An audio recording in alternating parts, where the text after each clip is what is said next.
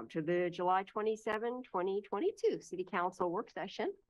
Thank you for joining us in this hybrid meeting format we're using as our state and community continue to recover from the COVID-19 pandemic. For work sessions like this one, where there is no opportunity for public comment, those wishing to access the meeting can do so by watching the live stream available on our website, the broadcast on Comcast Channel 21, or by calling into one of the phone numbers listed for this meeting on the public webcast and meeting materials webpage.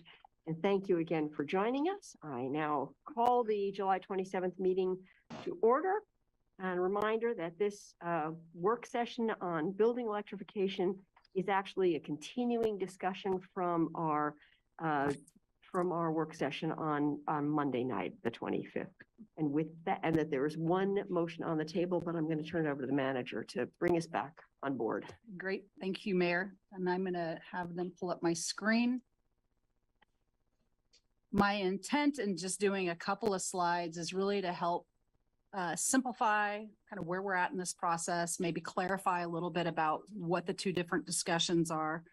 I am trying to bring intentionally a little bit of playfulness to the topic, even though I know it is really serious. And this icon should show you that I don't intend to take a deep technical dive into any of this work. We have some technical experts around climate and building here that can answer those questions. It's really just bigger picture.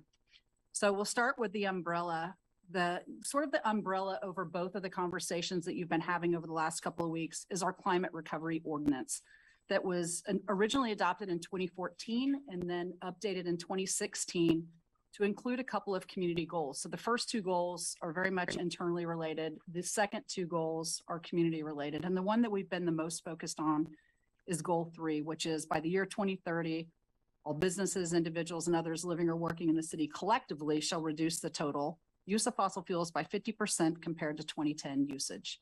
The fourth goal is much bigger. It's focused on 2100, but it sets this number that you've heard Matt refer to a couple of times around reducing our carbon emissions by 7.6% every year. But really that is everything that we're going to talk about falls under that context, and our work falls into that context. The original roadmap that really starts to address all of this was the climate action plan. And as you know, we did the climate action plan. We've done greenhouse gas inventories, and then we did the climate action plan 2.0. That is a data-driven plan that really starts to create that inventory. And I'm using the pool to talk about like this is sort of our greenhouse gas inventory and what we're working on. And then it goes on to really talk about the sources of where that is coming from. The three sources that it really focuses on is the 3 buckets on a big scale: transportation, building energy, and fugitive emissions. And so today, one of the work sessions that we're focusing on is building electrification. The building electrification portion of the CAP had about 26 strategies or actions in them that said, here's how we can go forward. And as you remember, the CAP 2.0 included an equity panel. We did a lot of engagement around that.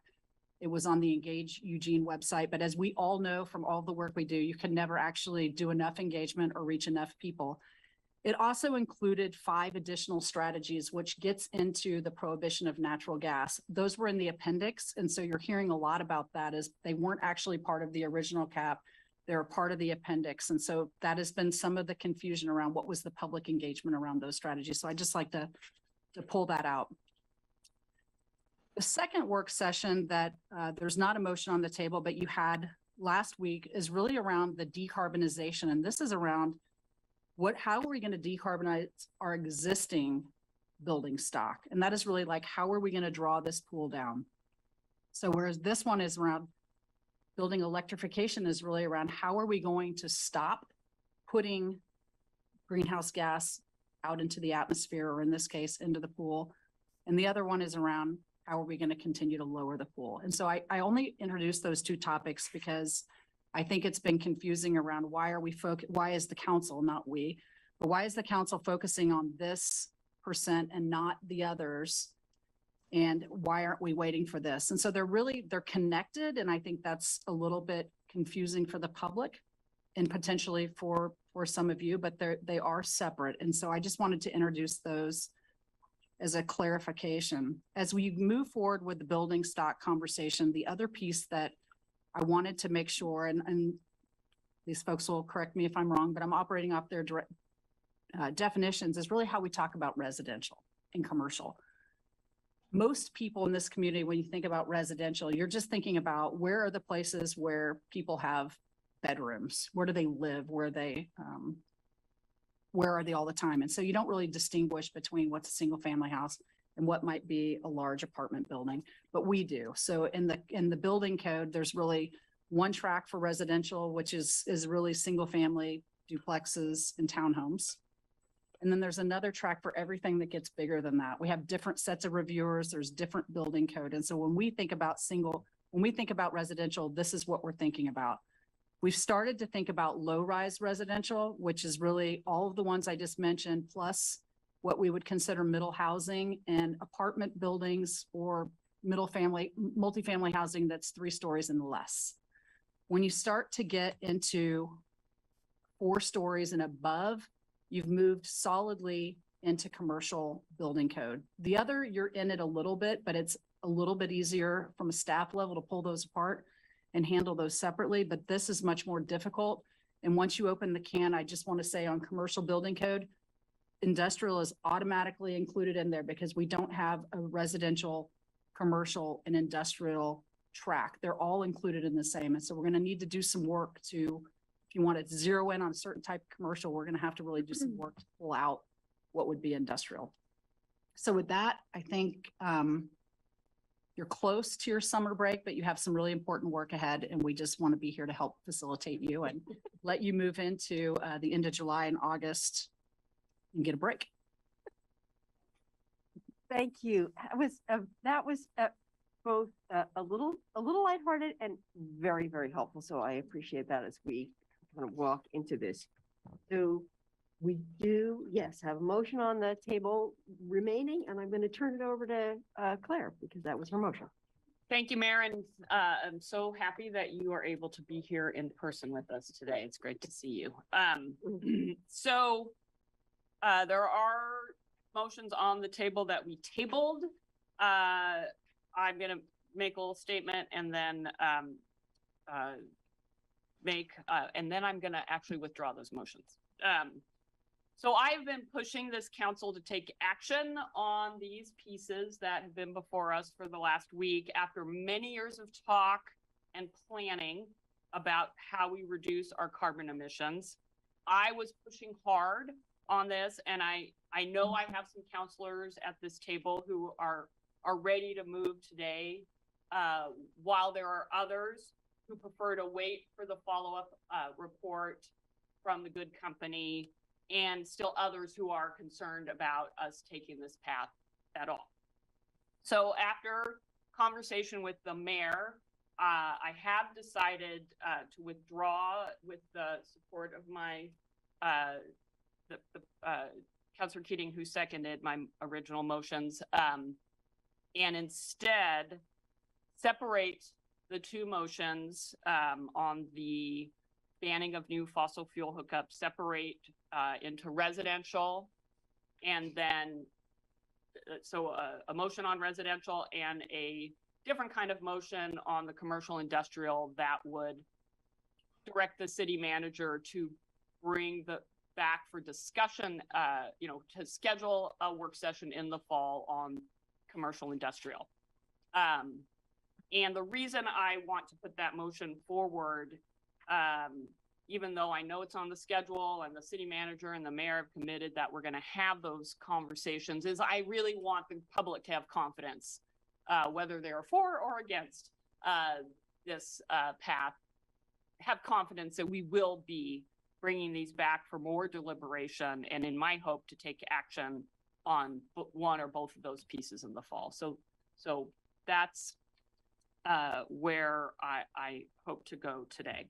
So first, I believe the first thing is in order that I formally withdraw the motions that were on the table from our July 25th, 2002 work session. And Councilor Keating gives a thumbs up in agreement. So those are off the table. That's just a single motion that's off the table. It is, it's They the were same- all combined in one motion. Yeah. So So they're all residential, combined in one motion. commercial, were all, Yeah, right, but One it's a motion. single motion, yeah. so I've taken that, so that motion is off the table. Yes. And I would like to now put the following motion on the table. Move to direct the city manager to draft an ordinance prohibiting natural gas and other fossil fuel infrastructure in all low-rise residential buildings for which permits are submitted after June 2023 and schedule a public hearing on the ordinance in the fall. Second. So this gets at what the city manager just previewed for us. The idea is that we would start with this piece and then should my other motion succeed, or even if not, we would have a discussion about commercial, which would include residential, multifamily residential that's greater than 3 stories. Thank you very much for both teasing that apart and being so clear about that. I appreciate it. And I see that Mike has a comment. So Mike, take it away. Thank you, Mayor. I just want to say that my recollection is, and I might not be right about this, but I think that there's no one on council, including the mayor, who has not, at one point or another in the last year, said that we're in the middle of a housing crisis. I'm pretty sure I'm right about the fact that we've all said that out loud. And while I am absolutely in favor of us hearing the second and third presentations from the good company and getting more information from them about policy choices, and then hearing how eWeb and Northwest Natural can absorb those and work with us together to make them reality and actually succeed at decarbonization. I'm concerned because we've had direct testimony from people who build homes that they won't be building homes in Eugene anymore if we go through with this vote. My biggest concern is that we're gonna make this at the worst time possible. In the middle of a housing crisis, we're going to incentivize the people who build houses not to build them here, and thus creating an even worse effect for everyone who's living here, in that the pricing for housing, both to buy and to rent, will be exponentially higher. And I'd prefer that we were focused on a pragmatic path of some of the dual fuel options presented to us the other day. I think that's the wiser course, where, as Alan has pointed out, we certainly achieve more decarbonization. Whereas if we pass this and it ends up on the ballot, it's most assuredly something I suspect the people of Eugene won't accept, and will put the whole effort of decarbonization back several years. So I hope we're willing to look at this from a pragmatic point of view, rather than attack this tiny sliver in response to the concerns of some pretty involved folks. Thanks. Thank you. Alan? Thank you, Mayor. Thank you, Claire, for putting these motions forward. I think this is a wise course of action, and I appreciate that flexibility, and I agree with you. It's hard for me to a little bit to follow. Are these going to be? These are 2 separate motions, or are they? There's only one motion on the table right now. Is that the first one in the text that we got, or email we got? Yes, yes. Okay. All right. And are you planning to bring the decarbonization pathway motions up as well? That's my intention, yeah. That's the plan. So I'll have something to add to that. With regard to this motion, I appreciate it. I think we can all agree climate change is a big threat. We have to act now. That's not what this is about. But there's more than one way to bake a cake. And as we bring back an ordinance, I'd prefer to have some options for council to discussion and act on, as opposed to just one path or only one cake recipe. And by that, I mean, I'd like to have options to discuss having ordinances address specific residential end uses. 80% of residential greenhouse gas emissions come from space heating and water heating. And then, and there are commercially available, cost-effective electric options for space and water heating that we can implement right now. Another 13% comes from pool heaters, and I'm not sure about whether or not there are cost-effective, commercially available electric options for that, and how that works. So we haven't had much information on that. So, and then another 4% is from cooking, and for new hookups, cooktops from gas stoves end up being 4% of 1/10 of the emissions we need to reduce, which is mean it's like 0.004%. So a very, very small portion of what, and I don't know that we need to be so rigid in our application of what we're trying to do here, that eliminates cooktops, and fireplaces are even smaller than that. They don't even show up. And nobody can really tell how big it is because it's so small that nobody's bothered much to analyze it. So with that, I would wonder if we couldn't add as a friendly to the motion to include options for limitations on end uses as an addition to this, so that we have that opportunity to discuss that when this gets brought back. I'm not willing to add that as a friendly right now, and if the mayor gives me a chance, I'll speak to why. Okay. So I would move to amend to add after June 30th, 2023, including options for limitations on end uses. And if I get a second, I'll speak to it. I'll second for purpose of discussion. Yeah. Can I ask a quick clarifying point too? Is this Thank you. just so I understand the motion to amend, would it be multiple ordinances or options within a single ordinance? It just, since this is a motion that would be to bring something back for public hearing, that clarity is important from a drafting purpose. Yeah, I think it, either way, I don't know that that's a distinction I fully understand. Either way, it could be, you know, a separate ordinance, or you could come to, say, option A or option B, please pick one. And this would provide an option B, which would allow us to then look at the process of going and getting a local energy code amendment, which has been done before by the city of Portland for fire safety code stuff. And it's a laid out process. And I think it's something that we should probably pursue, because it gives us some flexibility so that we can look at potentially limiting our new hookups to predominantly space heating and water heating, and potentially Alan, water cooling. Alan, I'm not giving you a whole second 3-minute round. So Okay. Wanted to clarify. yeah, it was just clarification. So I think the city manager has something to say, and I think we need to hear the motion, your proposed motion read. All that again. Yeah, I just want to say, this is, from a city management standpoint, this is really challenging. What would be a much better approach would be to continue to have work sessions until you determine what it is you don't want to allow. So for example, the motion, I'm not saying we're going there, I'm just saying to draft an ordinance prohibiting natural gas for space heating or water heating would be really clear, easy to write. It may be challenged by the building code, and we'd have to work through that.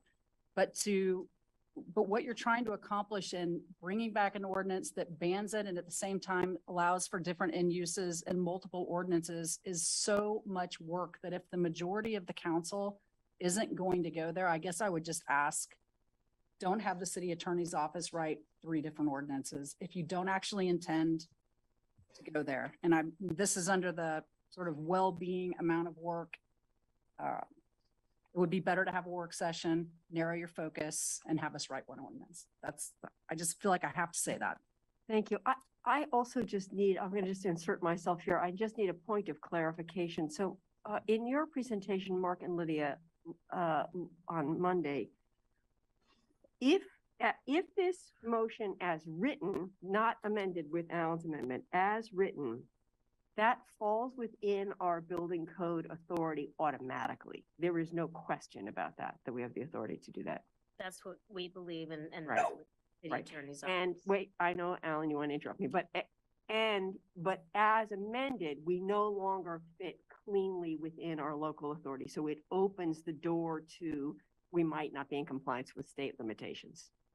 Correct. And then we would need to, as Alan said, or Councilor Zelenka said, Right. request that amendment from the state. So my preference is clean and simple. Let's do something that we know fits within our code requirements and is straightforward. But let's see, I have Randy in the queue. And do you need to speak to this first? Well, was And Randy in Emily. the queue for the Yeah, amended motion? that's what I'm checking. I'm sorry, I was in the queue for the bigger. For the big one. Okay, so why don't we look at the Bigger amended one? one. You're in the bigger one. Do you want to speak to this? Claire? Yes. So, yeah, so I'm not supportive of this amendment, partly for the reasons the city manager pointed out. I think, if Councilor Zelenka wants to have a discussion about a more targeted approach, then we could do that in the discussion that I'm sure we will have after the public hearing on the ordinance that my motion refers to. I also very much want to avoid taking a path that requires us to get an exemption from the state, because then that removes it out of our hands. If we have a path that is within our jurisdiction to take, then that is the path I believe we should be pursuing. And lastly, I think there's a real question of equity around if we're going to be saying you can't heat your home or your water or do your clothes drying with gas, but you can heat your backyard pool and jacuzzi. Who does that benefit? And we still face the same issue of, as natural gas use is inevitably reduces, ratepayers' rates are going to be higher and higher. So now we're going to have low-income people subsidizing the pools and hot tubs of the more wealthy in our community. That is perverse in my mind. In addition, I don't think we would then be able to, it would be difficult for us, I think, to stop someone from then plumbing their home with the line that they have to their pool or jacuzzi. So I find that approach problematic in many, many respects. So I'll be voting against the amendment. Okay. Jennifer. Yeah, so Claire, thank you. Claire articulated a lot of the points I was going to make, but I also wanted to point out that, there have been studies of natural gas appliances in homes. There was one that came out very recently done by Harvard about how they leak even when they're not in use. And the 21 different volatile organic compounds that are leaked from them. So there are studies out there that have been done about indoor air quality and the leakage of natural gas into homes. So while it's not extensive, and I certainly hope people continue to do more, there is information out there if you want to look it up. Okay. Looks like Mike. Next up. Thank you, Mayor. City Manager, how much I don't know if you can say this if it's not some kind of secret, how much did we pay the good company for their work? Do you have the? I'm looking at Matt, so hang on one second. I don't know what our final contract was. Roughly is fine by me. Roughly 80,000 for the full report. It seems to me like we're setting aside that information we asked them for and that work that we asked them to do that gets more at the specifics of how best can we decarbonize the system we've built and at the same time not have it bankrupt low-income folks, not have it have all kinds of unintended effects. And I would suggest though that I don't want to get us into a place where we're going to have a place, where we can't make a decision. So I agree with Claire that I don't want to follow down this path at this moment. And as Alan said, the how about this is more important than the what. I think we need to hear from the folks we paid first, have a work session to discuss it as the manager has suggested, and attack this issue from the perspective of the individual items that give us the biggest bang for the buck, rather than one motion that will make us feel good but have very little actual effect and harm people and harm the housing industry and those who are trying to buy homes and rent homes in the process. So I hope my colleagues will vote no on both of these. Thank you. Okay, Alan, I'll give you a short response, but I think we need to vote on this motion to amend and then go on. So quickly response if you need to. Sure. I don't believe it's absolutely clear we have the ability to do this. There are conflicting laws that are going to be brought up that we haven't really considered. For instance, utilities like Northwest Natural have an obligation to serve. If there's a line and someone requests service, they are obligated to serve it. And how this preempts that, I'm not sure those two things conflict. So it's not clear at this point, in my mind. If in a neighborhood there is a line going down the street and someone wants to hook up to a cooktop, and that's different than putting in new infrastructure. I don't think the gas company would do it just for a cooktop because it doesn't make sense. The pools, I'm not suggesting that we do away with pools, but I just don't have enough information about that because we don't know what the info is on that. So I'd like to have that be in the mix. My idea was to have one ordinance with mutually exclusive options, option A and option B. A is just a ban on everything. B, which is a more targeted approach after we get some more information, and allow the public to comment. And then as to Councilor Ye's point, yes, I've seen the studies too that link natural gas appliances to asthma and other things, but there's also an inconvenient truth that also exists, which is that the National Fire Protection Association, which is verified by the chief of police, is 100% credible. We actually use their model codes in the research. That research shows on a per capita basis, per million household, electric cooking fires have a death rate 3.4 times more than gas cooktops, 4.8 times more injury rate, and 3.8 times the dollar loss value.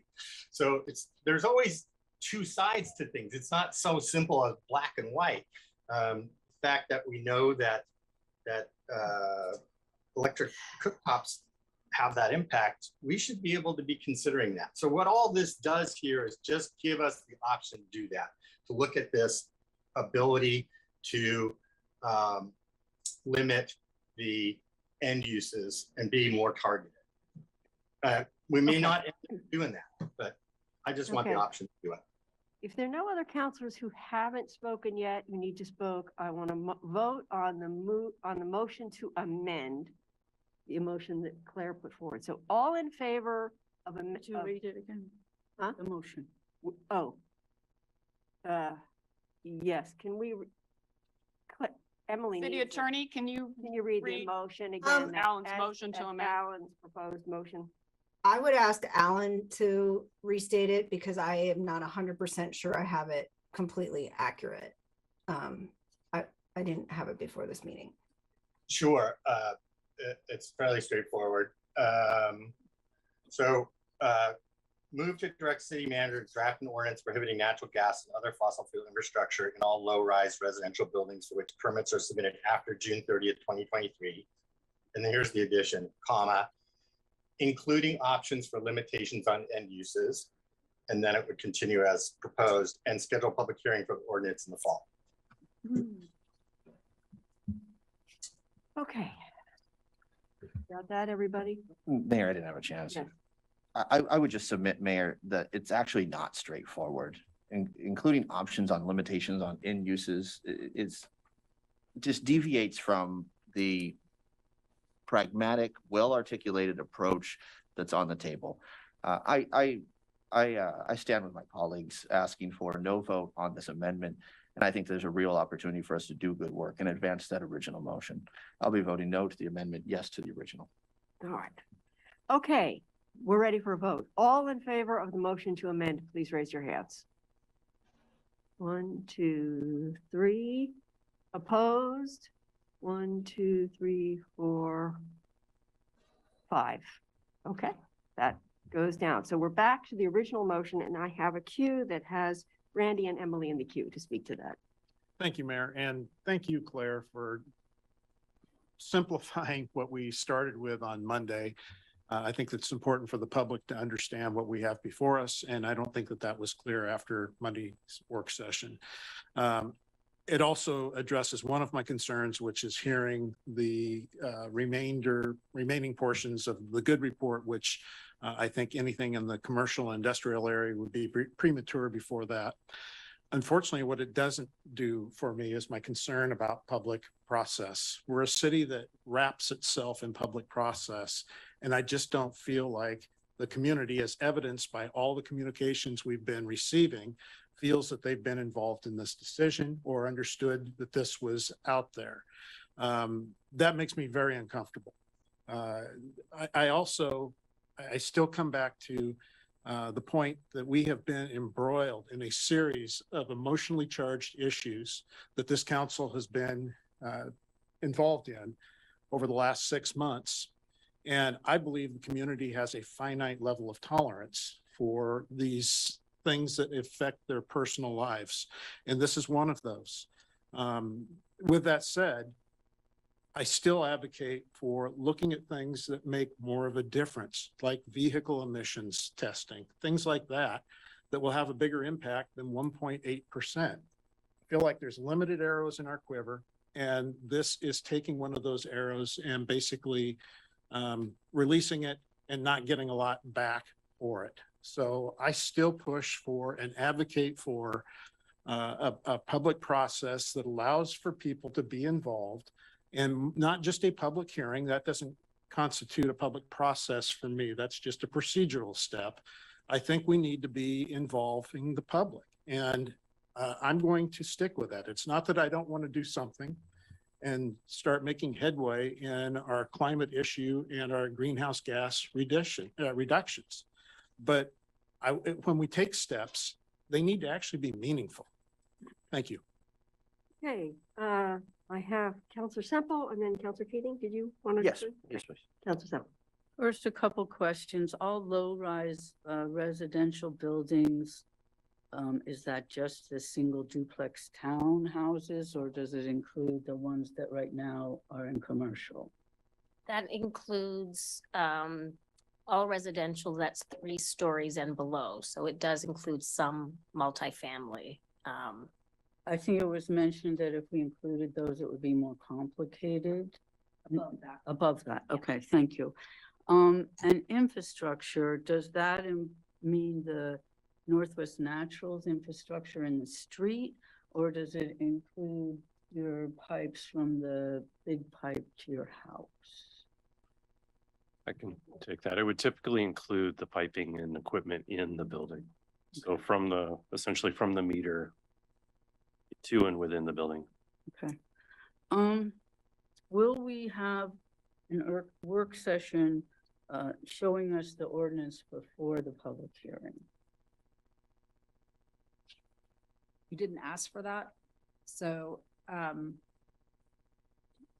probably wouldn't do that, and we wouldn't do that unless there was something that we really couldn't answer. So for example, if Councilor Zelenka's motion had passed, we may have needed to come back and say, which end uses are you meaning? But I don't believe that was the intent of the original motion. And so we would bring it back for a public hearing.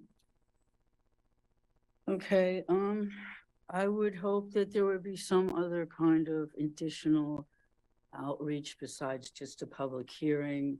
Only a select group tends to respond to that.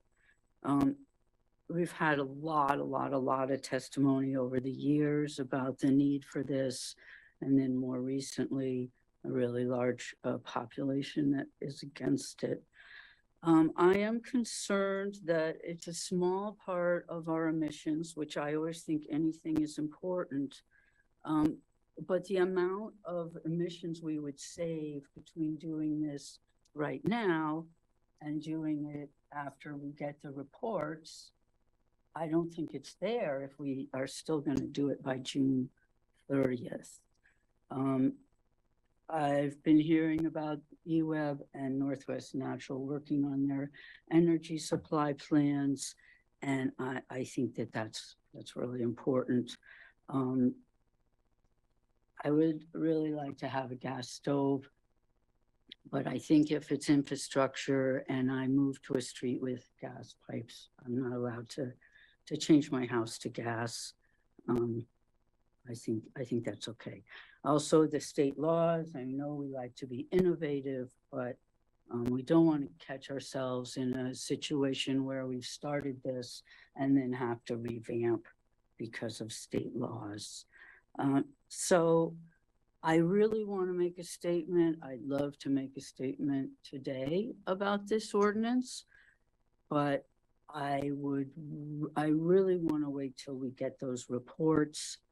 I'd like to have a work session to discuss those so that the ordinance could be written, including those, and then have a public hearing. And I would also in the future really like to put our efforts into weatherization. That will reduce all energy use for housing.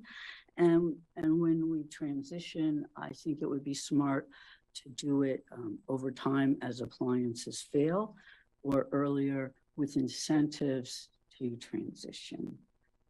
I really want to support this today, but I'm not going to. Okay, Matt. Thank you, Mayor. Conversely, I am going to support it because I think that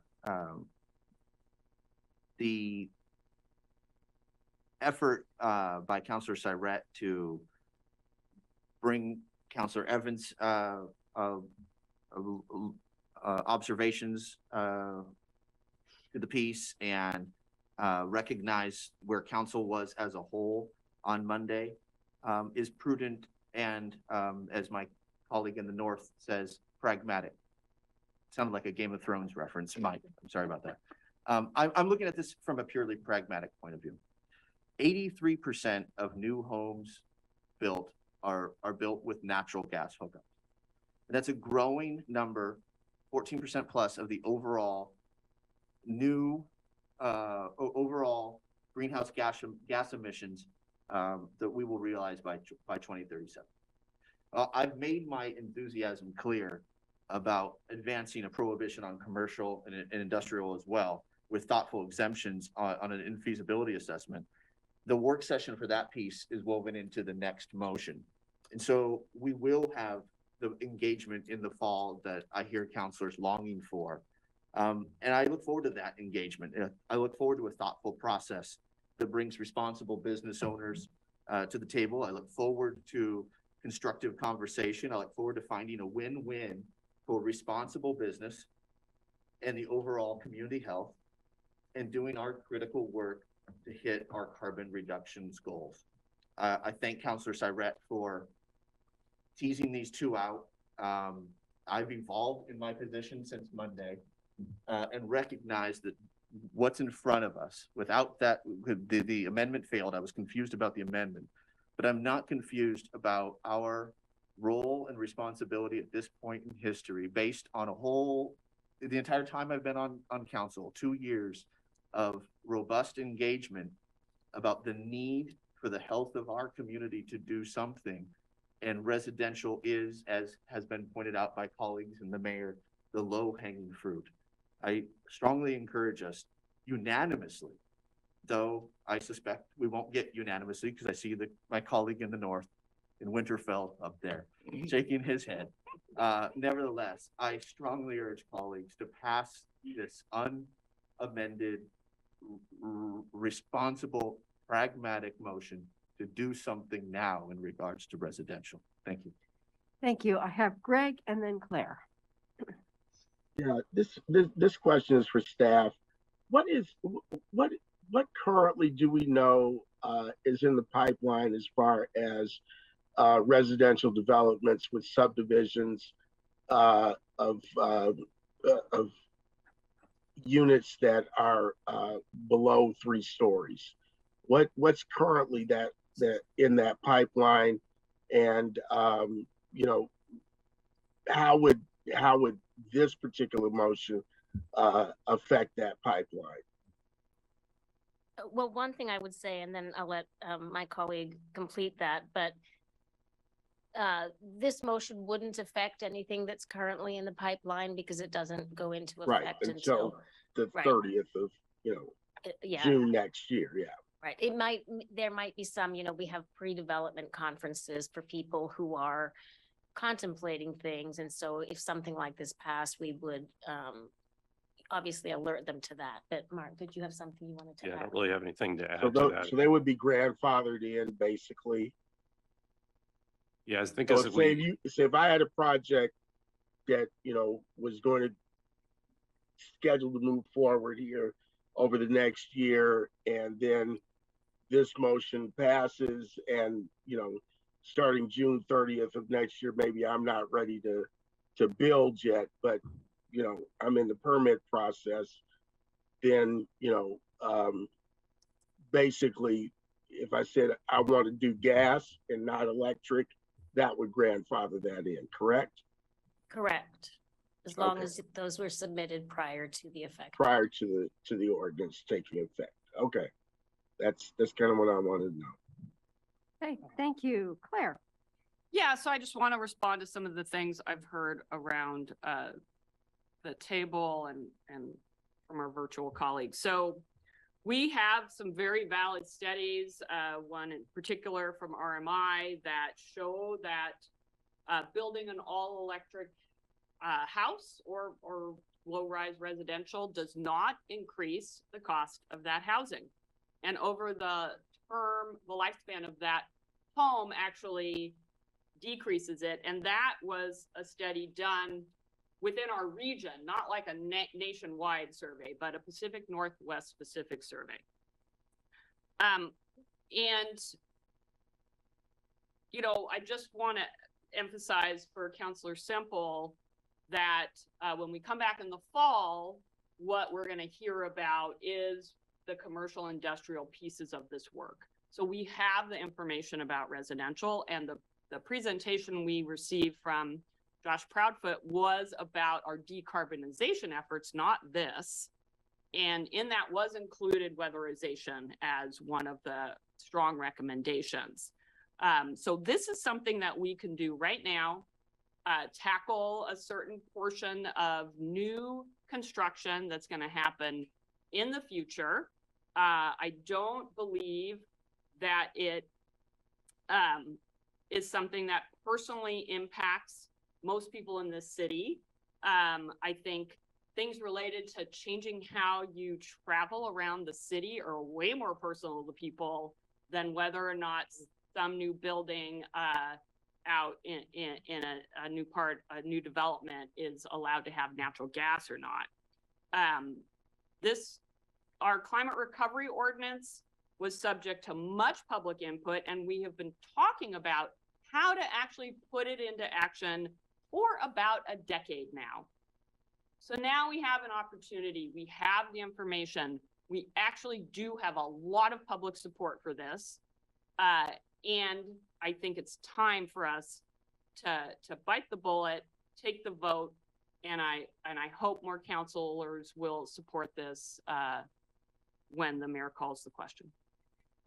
Okay, thank you. I have 3 counselors wanting a second round, but I'm going to insert myself in the queue here and just follow on what Claire has just said, because what we're looking at, first of all, we know in this community that an enormous majority of people want us to act on climate change. There is no question about the desire and the appetite in this community for action on climate change, number one.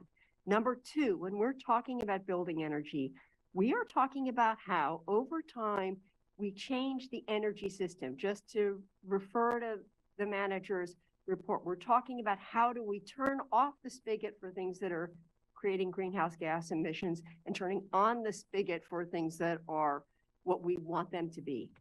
We are talking about system changes. We are not talking about behavior changes. People will still live in their houses. They will still heat their houses. We are not talking about a behavior change. We are talking about how people spend their money on energy. And we are saying you can spend your money on energy that contributes to the worsening of climate change by continuing with fossil fuels, or you can spend your money on clean energy that contributes to a solution to climate change. And I believe it is important for this council to stand on the side of that solution and starting that trajectory now. There will always be short-term objections, short-term barriers. We are looking at the long haul, at the long vision. Where do we go? What is the community that our children and our grandchildren and our great-grandchildren need? And we start that with this step now. So I strongly support this motion, and I hope my colleagues will join me. With that, I am going to reduce the second round to 2 minutes because we're just going to run out of time. So I have Emily, then Alan, and Mike. Thank you. The reports from EWEB and Northwest Natural Gas, we're expecting them in a couple months. Is that correct?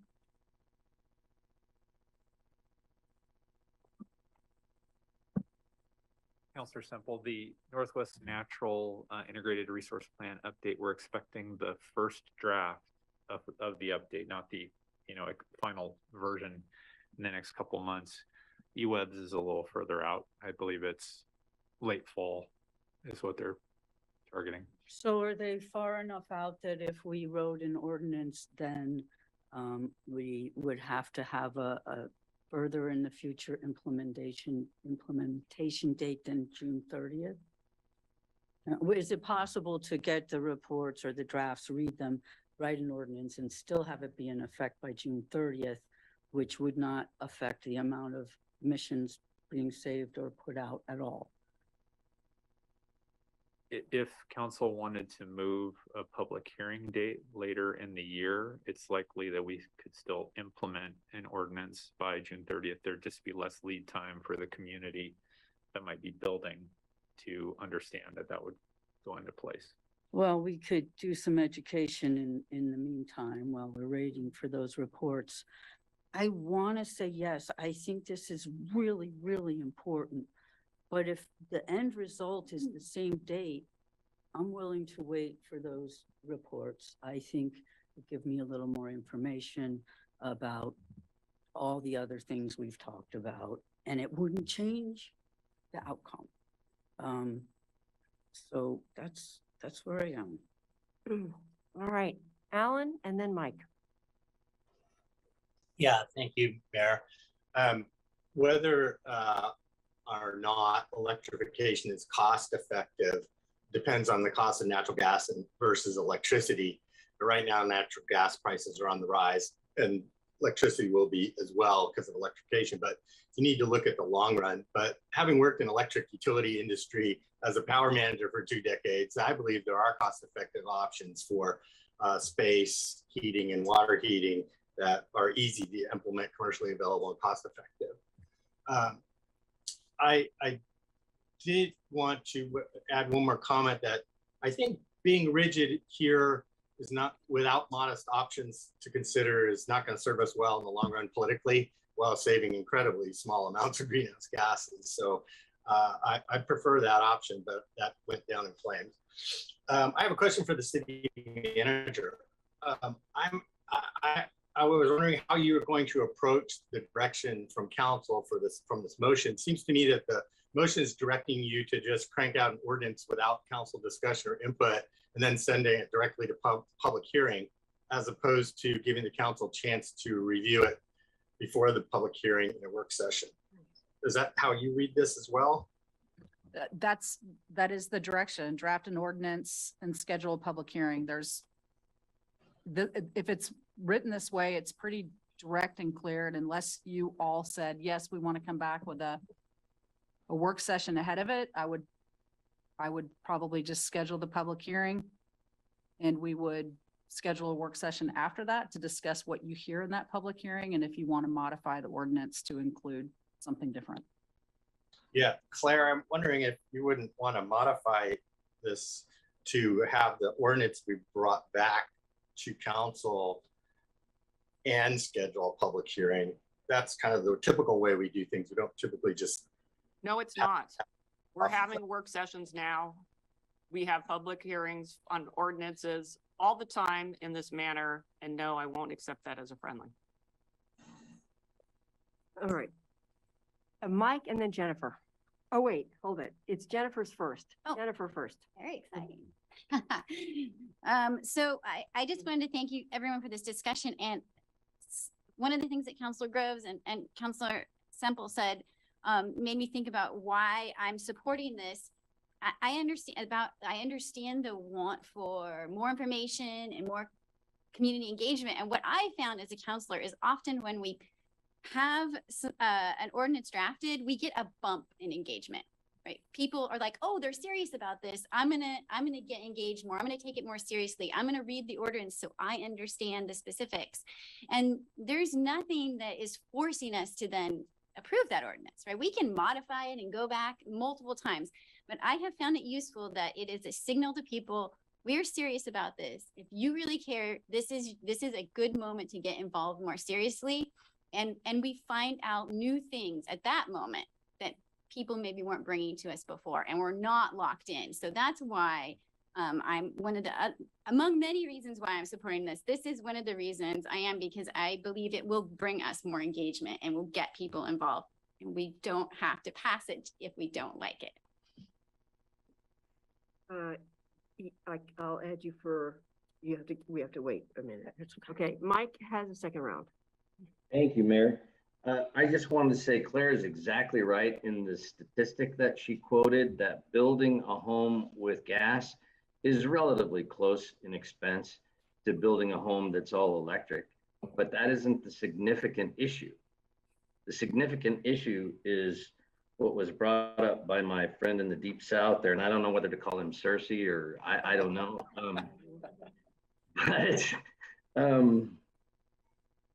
The number he mentioned, and this is to my friend Councilor Evans' point, no, it won't affect houses that are already permitted, but come next summer, 83%, Matt said, and he's right, 83% of the homes that are sold in Eugene have gas.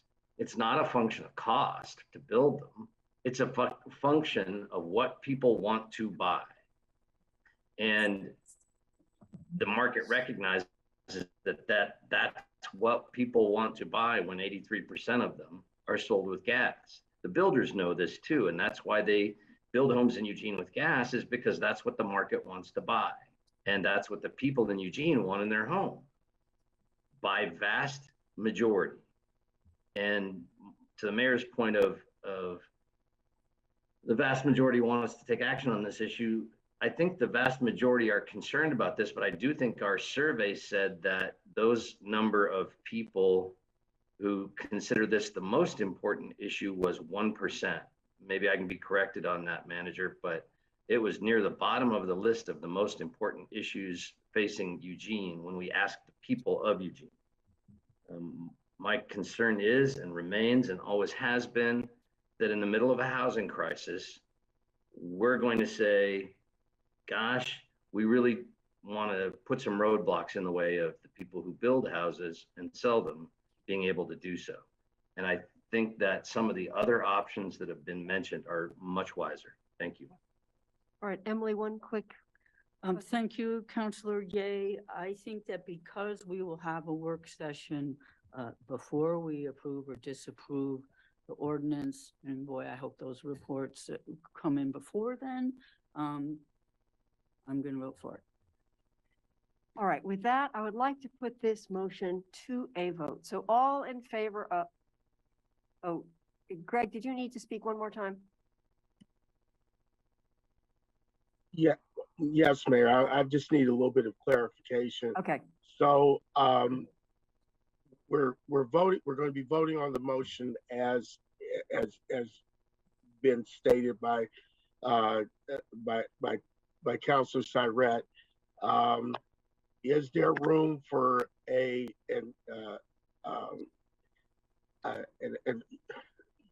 amended motion to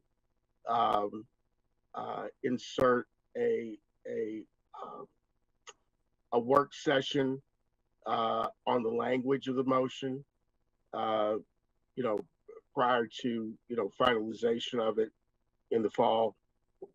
Well, Make that as amendments. Yeah.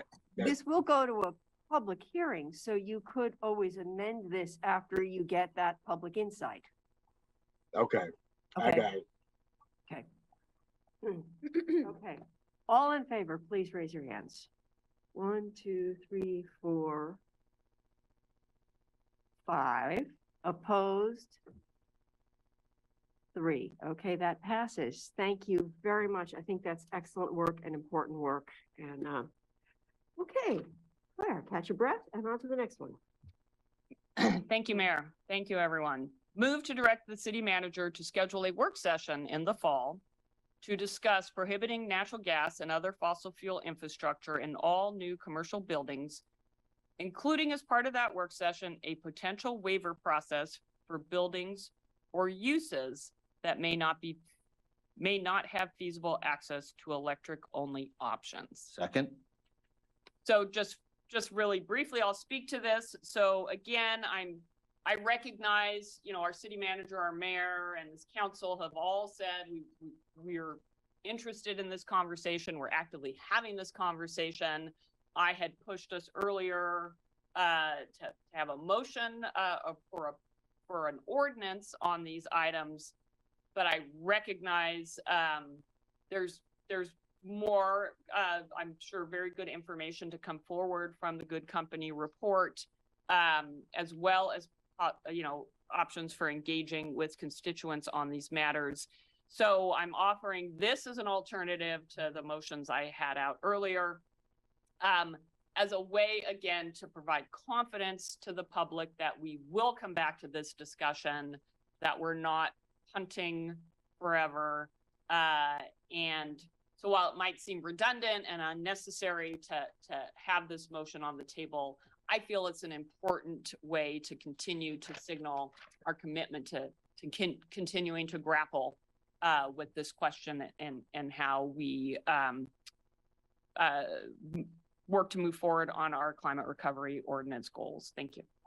Okay, thank you. And I'm just going to make a process. I am going to cut back time to 2 minutes because we have 3 motions still, this one and 2 others, presumably. So with that, I have Mike, then Alan, and Greg. Thank you, Mayor. I think that the wisest things we do involve as many people in our community as possible. I think that we work together in partnership best. Excuse me, I want to say we work best when we work in partnership with other folks, especially in this particular case with Northwest National, with eWeb, and with their other partners that provide for people's energy needs. This seems to me to be overly prescriptive without, as Randy mentioned, the requisite public input. And I'm glad that what Claire is proposing is something that we're going to have more time to discuss, and we're going to have more time to learn about. But I would suggest that in the interim, we're not working together anymore with Northwest National. We're having a war, and we've just told them it's time to go to war. And I suspect we don't have the public support to do these things when that question gets placed before the public. And it just makes me sad to set back our efforts so far by dealing with it in this way. I understand the importance my colleagues put on acting now, but I think I'm at least glad we're going to have more conversation around this. I hope it'll be more productive to an outcome that gets us all in our community working together and in the right direction together. So thank you. Thank you, Alan, and then Greg. Thank you, Mayor. I did support the last motion, but it's not the way that I want to go, but I will move it forward. I'm wondering, Claire, if types of buildings could be included in the motion, because the way the motion is, it says for buildings or uses, but doesn't specifically say types of buildings. for types of commercial buildings. So I've expressed my belief that I think the waiver system is going to be very clunky and fraught with a lot of pitfalls. And I think the easier and smarter way for us to go is to, and I prefer to have a path where we look at those types of businesses that have readily accessible, easy to get at greenhouse gas emission reductions through electrification, in particular, like retail, office, hotels, multifamily housing, as opposed to going through this entire complicated process of a waiver process. So I'm wondering if you would accept as a friendly in your waiver process for buildings or uses and types as a part of the work session. I'm happy to entertain the friendly. I'm not sure that's the best way to insert Maybe. it. What? Yeah, maybe the city attorney can help. Yeah, I mean, what I think I hear you saying, Counselor Zelenka, is that you really, what you would like are more just outright exemptions, right? Not a waiver process. Am I hearing you correctly on that?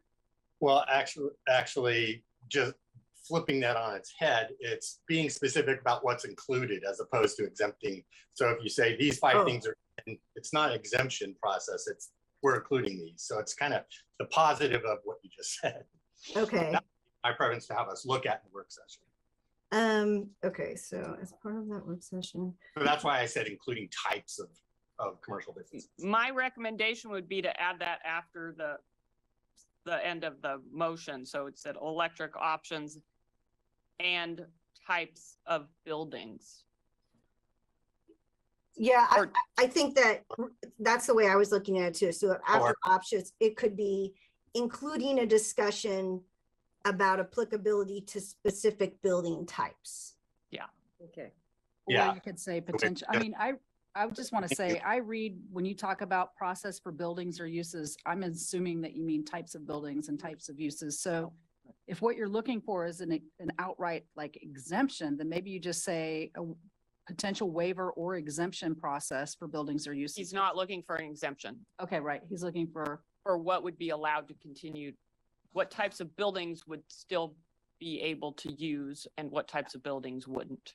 Well, we would, yeah, so clear. under this waiver process, we would be talking about types of buildings or types of uses. It's embedded in the meeting already. Yeah. Well, I would propose a friendly that what the city attorney said, at it, or Claire said, which is at the end, and types of businesses. Okay. Is that okay with you, Claire? I am fine with including that in this motion. Thank you. To be clear, the counselor suggested and types of businesses. Did I hear? Or buildings. Buildings, sorry. Thank you. Right. Thank you for the clarification.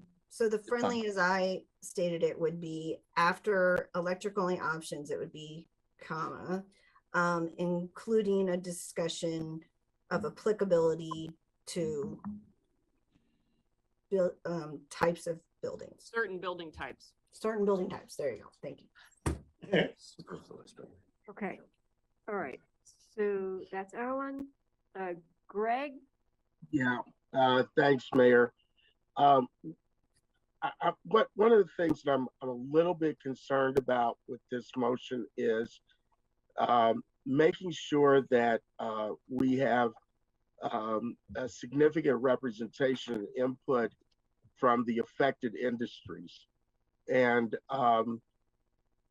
that perhaps would give us some clarity as to what either an exemption or waiver process would or should look like by getting some clarity on what specific building and industry types.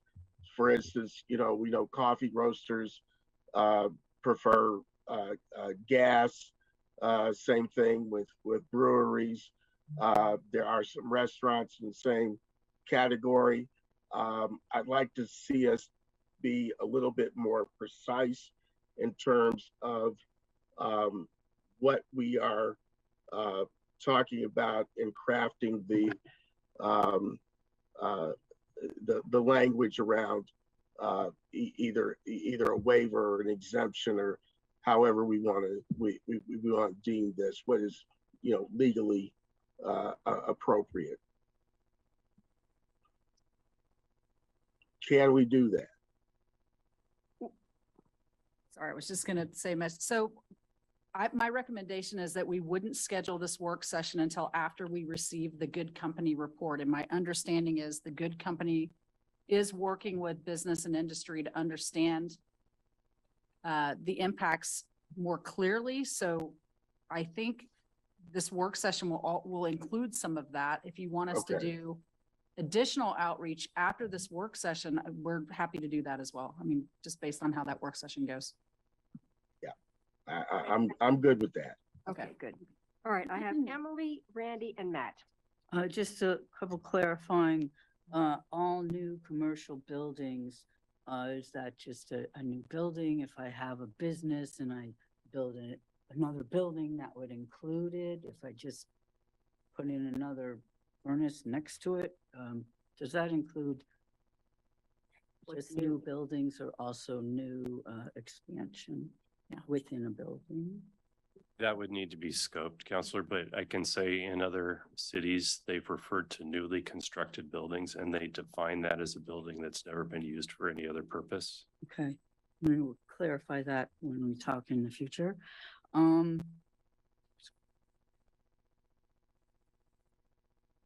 The building options, what's the difference between saying the type of the building versus the business? Because if I have a brick building, is it yay or nay to get the gas? If I have a brick building that's boiling peas, if I have a brick building that's, making tents, what's the difference there? Is it really dependent on the building or the business? I think, again, typically it would not be the type of construction of the building. It would be the classification of the use inside. So can we make a friendly to change that? I think you're going to learn that in this work session that is coming up. Okay. That will include the information from the Good Company. So I think Okay. you're asking questions that foreshadow I that can ask later. conversation that is coming. Yes. Okay, thank you. Yes, Sorry you're to get welcome. ahead. No, that's okay.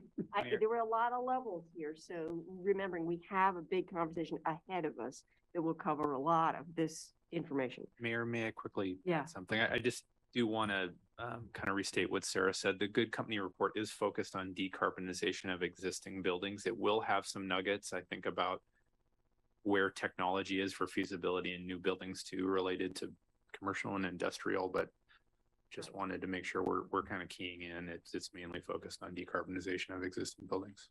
Right. But this motion is specifically asking for a work session that would cover the specifics that For new buildings. for new construction as well. All right, Randy and then Matt.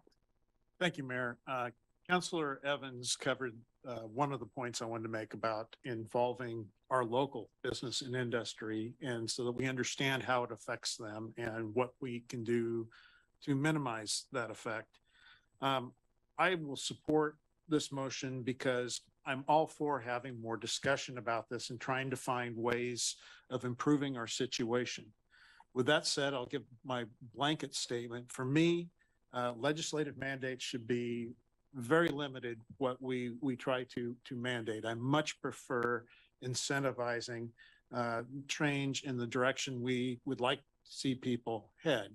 But without especially robust community participation, which I believe is lacking, and I'm not seeing a good plan for including that.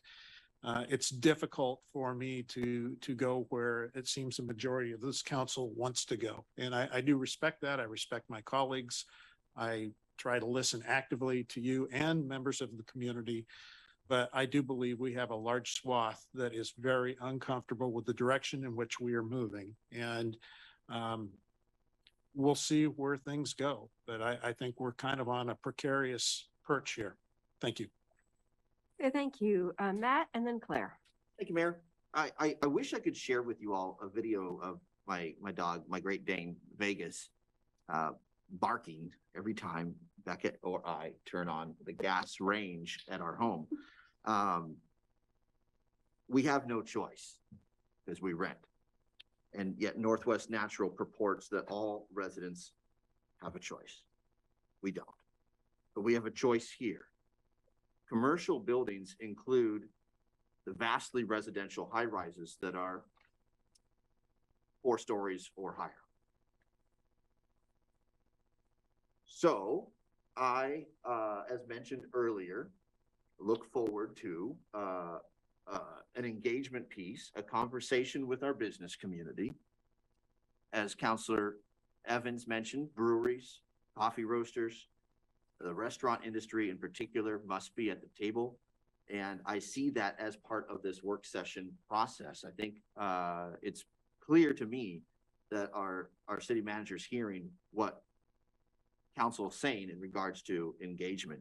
This action today would advance a work session that brings forward a new good company report on business and industry, which includes commercial buildings that also include vastly residential 4th floor on up.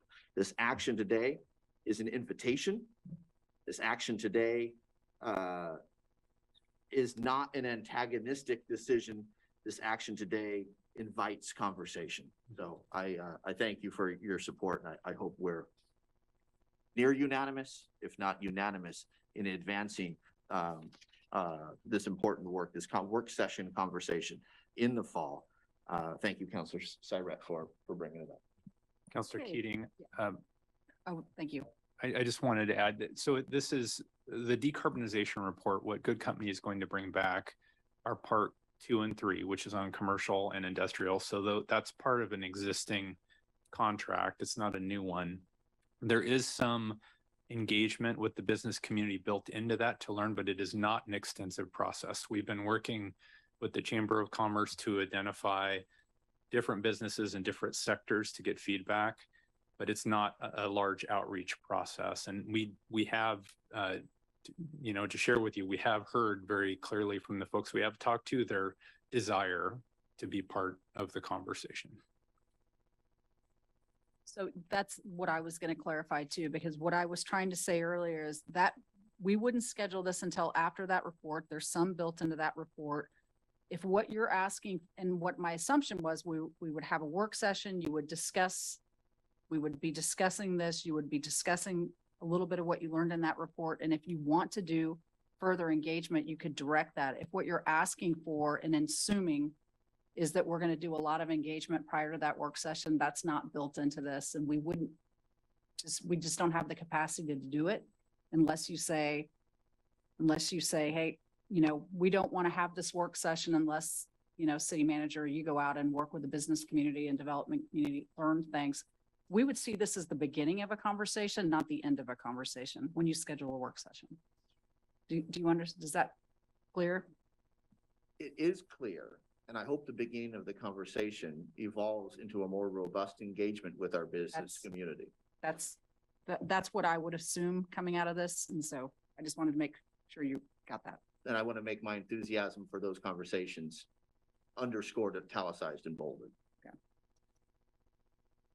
Okay, Claire. Thank you, Mayor.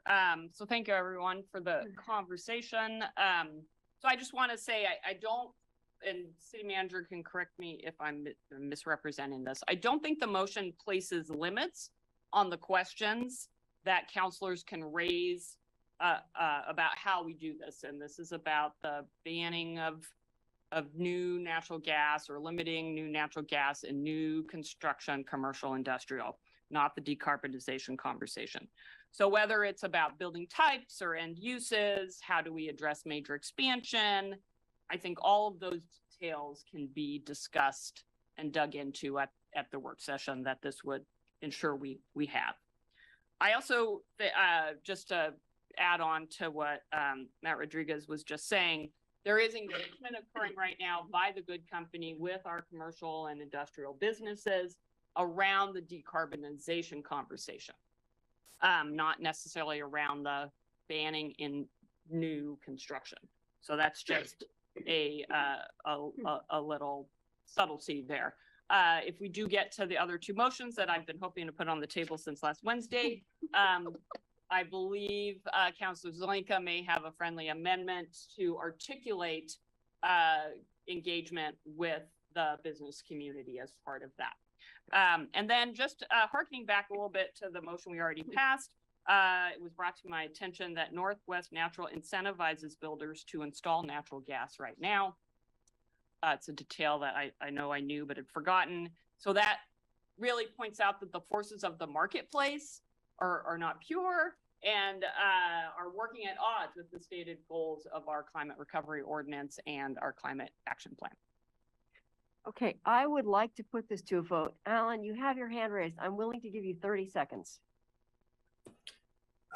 Sure. I think what we're going to find out from the work session and the good companies is that there's a set of building types that's clear and cover the vast majority of greenhouse gas emissions. And I don't know that we need to be rigid here.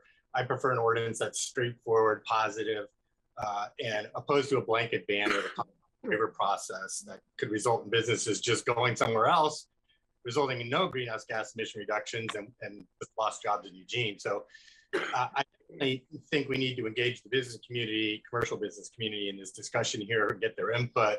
And as Claire said, we talked about this and we can add that in. So I don't think it's needed here. It'll be in part of the next one. The question I had though for staff. That's it. I'm sorry. Alan, I'm sorry. We got to move forward. So if this is pertaining to the language in this motion, fine, but otherwise we're done. It is. It's a quick question, which is how are we going to tell what is feasible economically and technically for different types of end uses and things like that? If it's just about the decarb pathway when we come to these motions. That's not what's on the table right now. Okay. Thank you. All right. All in favor of this motion, please raise your hands. 1, 2, 3, 4, 5, 6 opposed. Excuse me, 1. Passes 7-1. Thank you. Okay. Let's see if we can get one more motion on the table. Or two. Or two. So these are the motions on decarbonization, which relates to the Good Company report. So this is about how out in the future do we deal with our existing building stock. So I have two motions. The first one, move to direct the city manager to bring back a revision to the climate action plan that formalizes as a city goal the electrification of residential and as feasible commercial buildings by 2035 and industrial buildings by 2050. Second. Hey, you want to speak to it?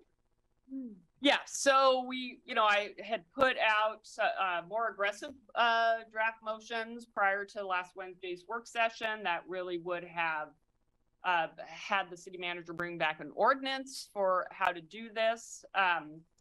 And in discussing that with the city manager and the work session that we had, it seems like formalizing that pathway as a goal in our climate action plan seems like a way to ensure that we start to do that work. And so I've amended the motion to reflect that. And there's a second motion that would address a community engagement process, particularly to ensure a just transition. But and I do want to say the modifier of as feasible in my mind is meant to apply to both commercial buildings and industrial buildings as stated in the motion, not just commercial buildings. Okay, I see Alan, any other, Randy? Randy, why don't you go first and then I'll give it to Alan. Okay. He's had a lot of Mine's time. short. Yeah. Again, I support incentivizing people to move in a direction. I'm against a mandated legislative mandate in this situation. So I can't support it. Thank you.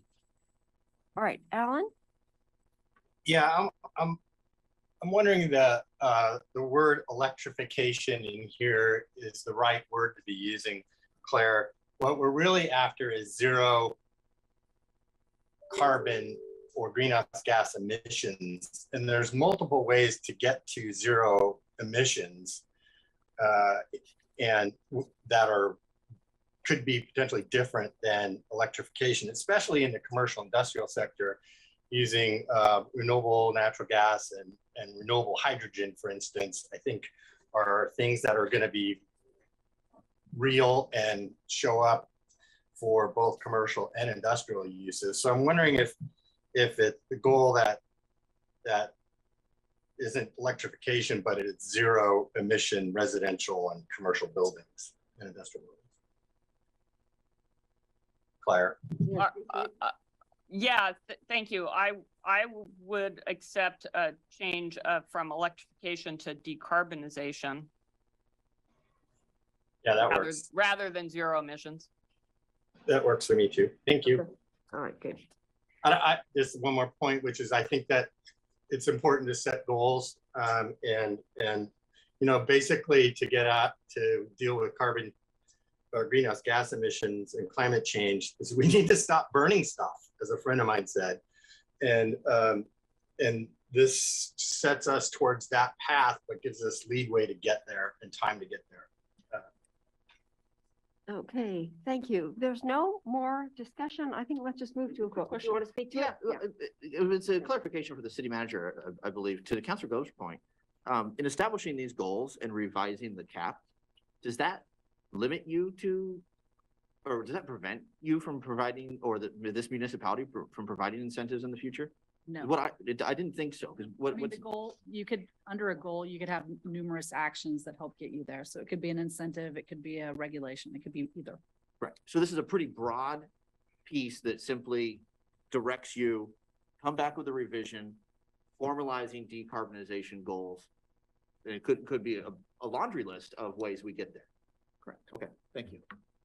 Randy, do you have a question about Just quick, Mayor, I would be more interested in this if we did have incentives as an option. And it's right now, it just feels like we're leaning heavily into mandates, and I have a problem with that. Thank you. Okay, okay, we have, sorry, I shouldn't groan. Not appropriate for Mayor to groan, I apologize. Okay, we have more input. So I have Mike and then Greg. Does that qualify under the rules of civil discussion? Wondering.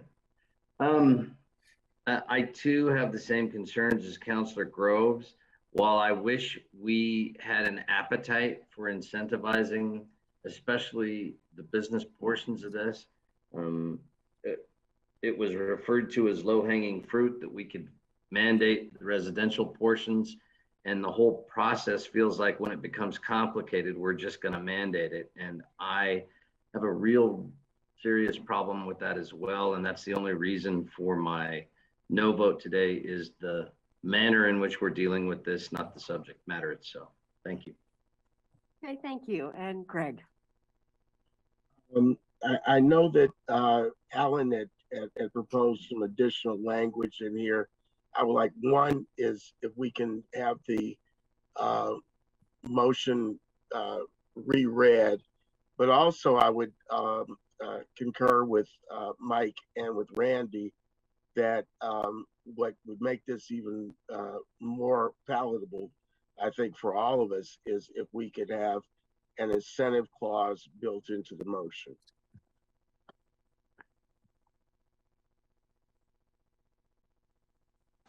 Like what? Is that? Well, Yeah. I don't want to, Jennifer, go. Yeah, so maybe I'm misunderstanding this Yeah. motion, but this is just setting a goal Right. in our climate action Right. plan. It's not actually telling us how to reach the goal, right? Right. So it doesn't talk about incentives. It doesn't talk about banning. This is just like, this is our goal. And other motions might set your Right. actions, but this one is just saying, this is what we want to accomplish. Right? Okay, so I just want to make sure. Okay. thank you. Does that help respond to your concern, Greg? Yeah, I just want to hear the motion read Okay. as presented. You want to read again? The motion reads, move to direct the city manager to bring back a revision to the climate action plan that formalizes as a goal the decarbonization of residential and as feasible commercial buildings by 2035 and industrial buildings by 2050. Okay, if there are no other, oh, did you need? No, he did says someone need to second. speak? It's already been seconded. seconded. Counselor Oh, Evans that's right. We're was just after you repeated. rereading. Right, Right. correct. Just rereading it. Okay. Okay. All in favor of this motion, please raise your hands. 1, 2, 3, 4, 5, 6 opposed, 2. So that passes. Okay, maybe we can do a speedy round here on the last one. We can do it. Move to direct the city manager to return to council in the fall with a proposal for engaging the community and developing a plan for the transition of buildings to electricity. How about, let me, in keeping with the change we made in the other one, developing a plan for the transition of buildings, to, to be decarbonized. It's kind of awkward, but that has at its foundation social, environmental, and economic equality with emphasis on engagement of historically marginalized communities and their representatives.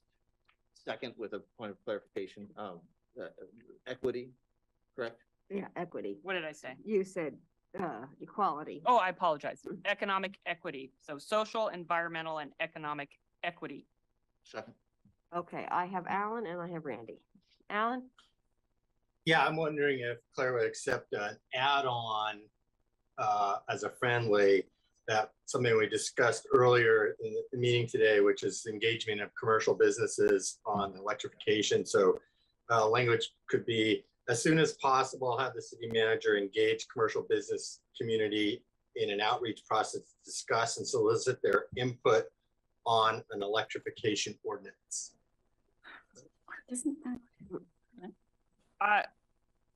Oh, Sarah may want to come on. Sorry, I'm not to speak to your motion, but the way this is written directs me to bring back a plan that, because it says, and we included the economic equity, engaging with a commercial business community, development community would be a part of that plan that you can either ramp up or ramp back. But that was the whole idea, is we'll bring back what we think is a great engagement plan on this topic, and you can add to it or take away from it. That was the plan. Perfect. If you feel like the wording needs to be in there ahead of that, that's fine too. Clarifying, if I could, Mayor.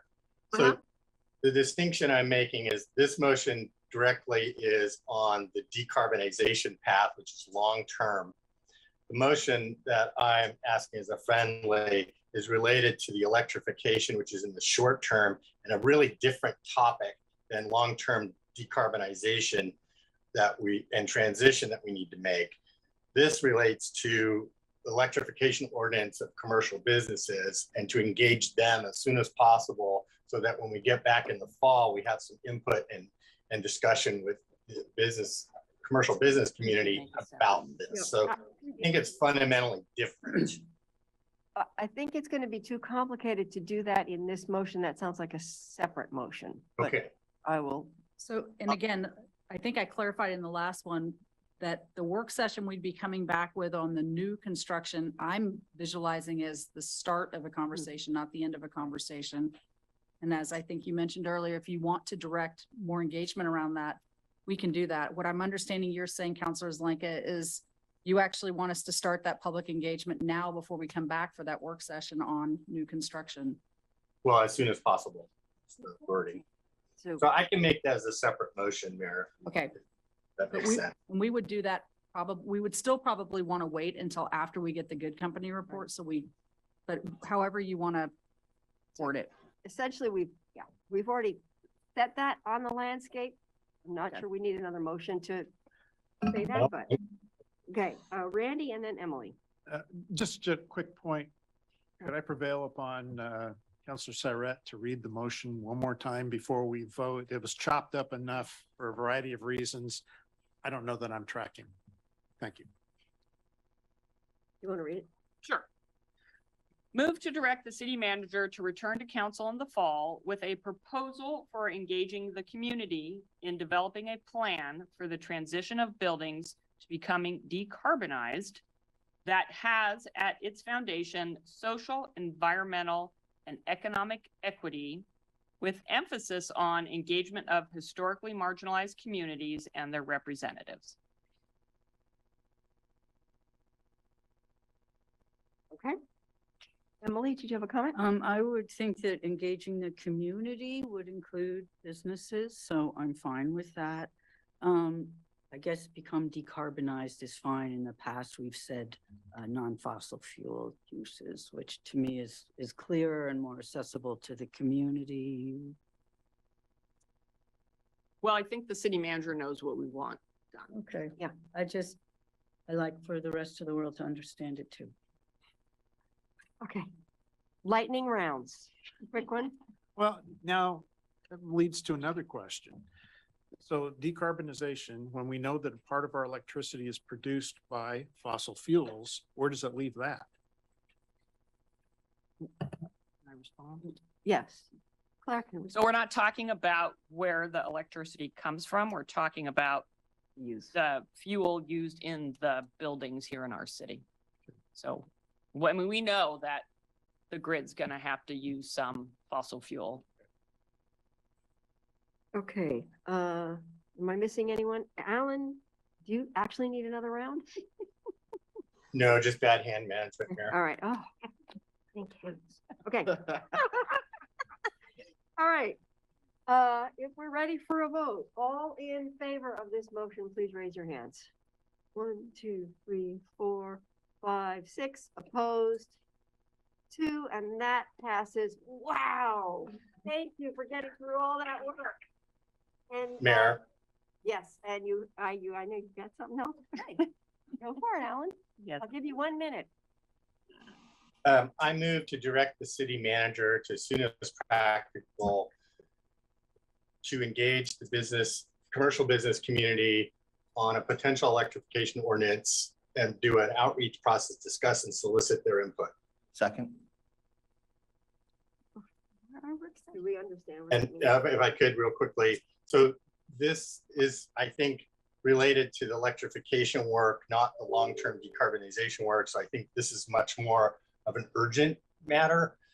And so I wanted to make sure that we were engaging the community that we're potentially going to regulate in that commercial electrification motion and work session, outcome of that work session.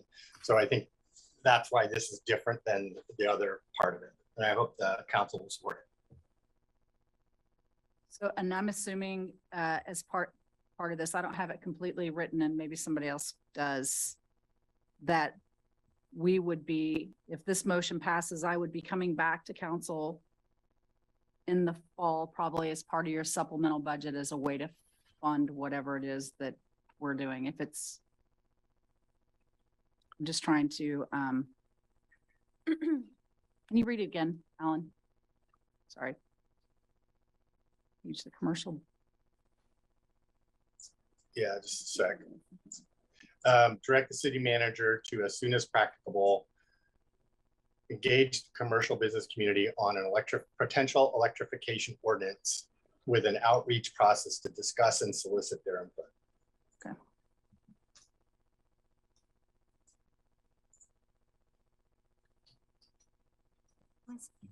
Okay, comments, Emily and Jennifer. I think this is unnecessary. We're already going to engage the community, and that includes business, good companies reaching out to them. I understand it's a decarbonization, not electrification. I just don't think this is necessary. Thank you. I think we're already going to do it. Jennifer? Yeah, so I guess my only comment would be that engagement processes take a lot of effort and funds. And it sounds like you're wanting to do this before we get the report back and before we do our work session, which is that what I'm understanding, Alan?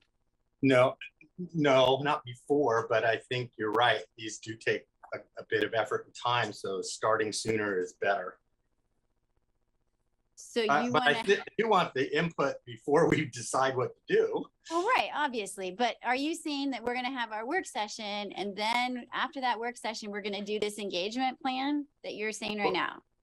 Right. The reason I added as soon as practical in there is because if we do that, then if we start after that, then we're gonna be pushing that decision out even further and further. So if we start it as soon as we can, then we don't have to push out the discussion on the commercial building electrification ordinance even further.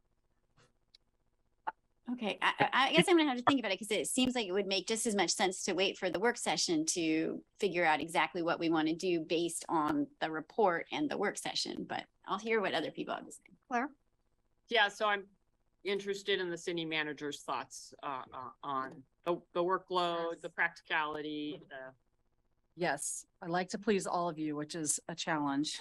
So, I mean, because from a best practice standpoint, city management standpoint, we would be slowing all of this down a little bit to make sure that people understood what kinds of decisions you were making, what kind of information you were taking in, and we were doing our engagement very focused on what they needed to do. And that is balanced with you're trying to urgently address climate change and that these two things don't always go together. So, the way that it's worded, my recommendation would really be that we get the report, we have the work session, and then we start engaging with the business and commercial community on things you might specifically be doing. It doesn't mean that I won't reach out to the chamber this afternoon and say, here's where we're heading. Do you want me to come meet with you? This is the discussion council's having.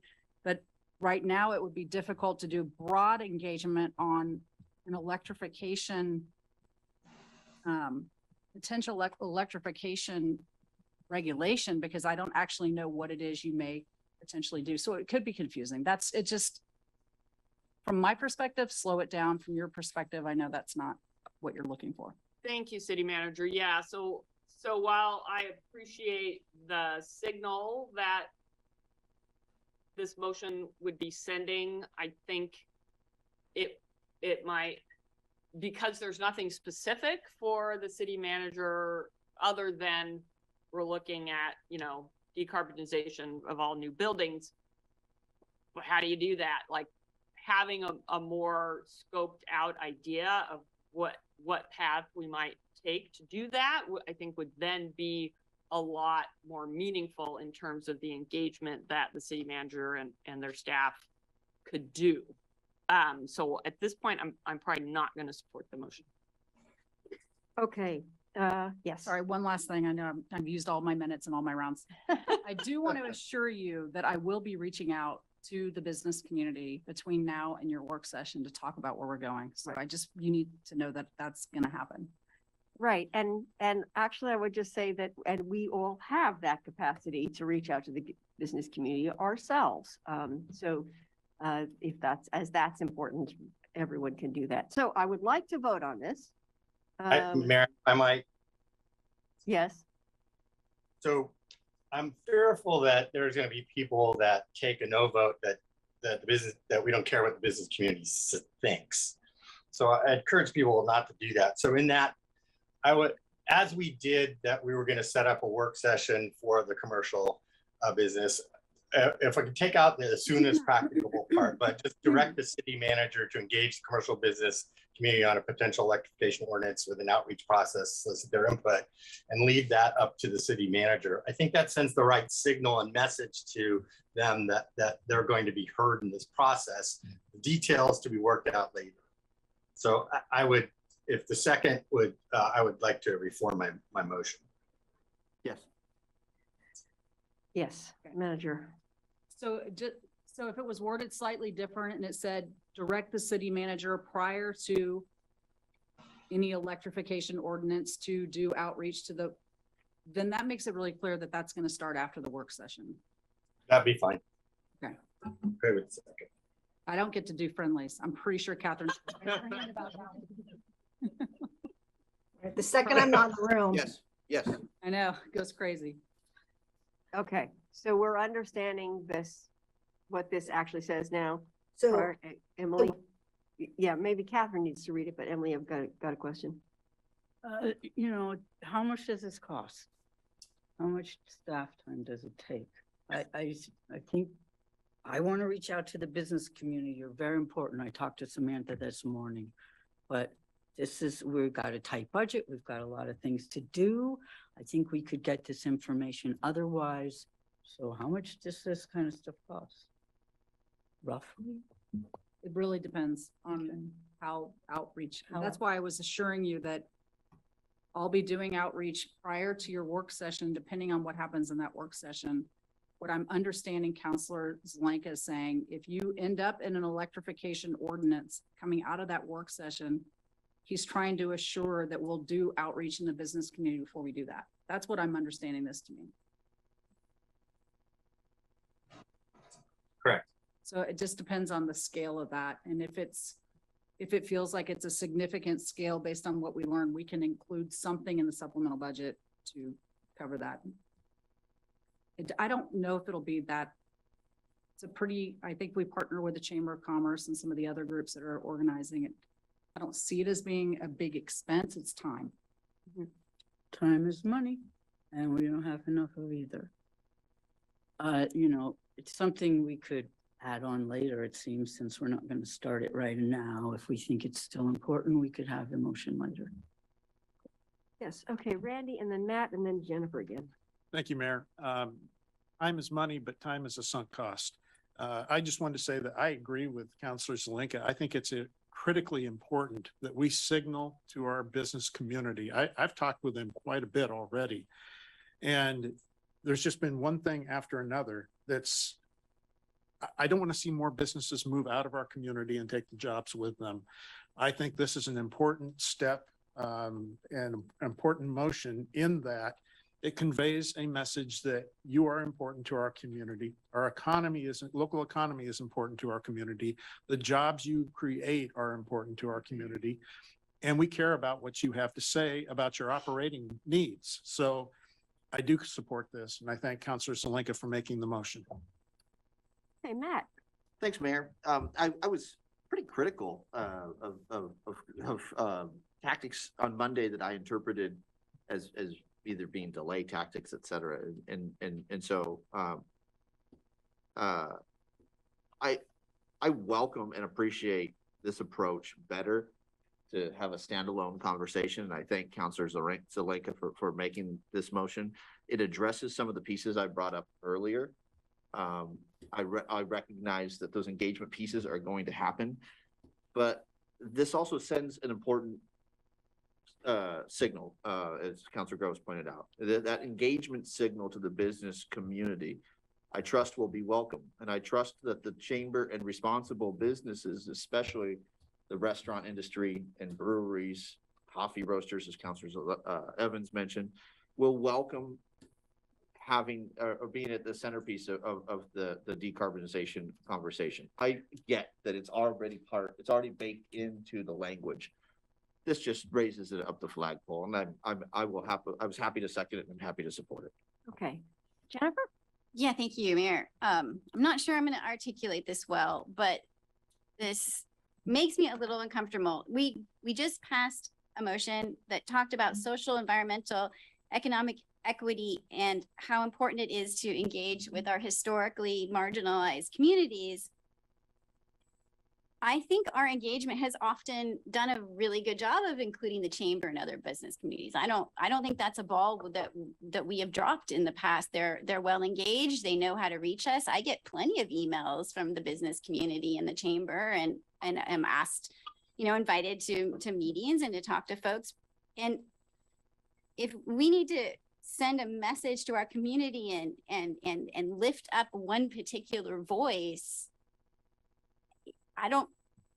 I certainly want them involved, but I don't want to send the message to our community that, once again, our most important group in this conversation are folks that are owning businesses.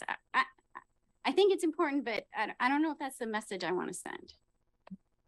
Okay, Matt, quick question. I have a quick clarifying question. I wish Josh was here from the Good Company. How many businesses has the Good Company engaged with? it's not a long list. We worked with the chamber to identify some different examples of sectors, wood products, brewing, roasting. So I think we're talking in the maybe, 10. We're not talking dozens and hundreds of folks. Okay, that's helpful, and I hope that helps colleagues realize that there's been as good as that is, there's been a dearth of business community engagement thus far. Thank you. May I ask a quick clarification? Okay, all right. Yeah. I withdraw. Alan, I really want to vote on this.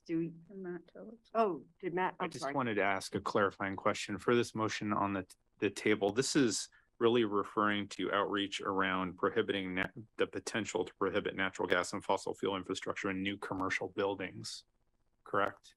Yeah. Which is different than the decarbonization work. Yeah. Okay. Thank Thank you. It's a different set of Yeah, questions. yeah, it is. Thank you. Okay, thank you for that, Matt. And Alan, one more quick comment and then we'll vote. Yeah, I was gonna say the same thing, that this is about that, not about the overall decarbonization, although all of that stuff I voted for it, it's very important. It is important to engage the people that we're gonna regulate and to hear what they have to say so that we're fully informed about their opinions, and then we can decide what to do. So it's not making them the most important in that discussion. It is impacting them directly, so they should be able to have their say with the council, have their opinion brought forth to the council, and as is everybody else. But just wanted to make sure that we were going to do that because they're the ones that are going to be impacted. Okay, and Catherine, looks like you have a point. I'd like to read the Counselor Zelenka, your motion as I heard it with the different changes that you made, if that would be okay. And then you Thank can you. correct me if it's Sure. wrong. It would be move that prior to the drafting of an electrification ordinance, the city manager engage the business community with an outreach process to discuss and solicit their input. Yeah, a commercial business because it's commercial.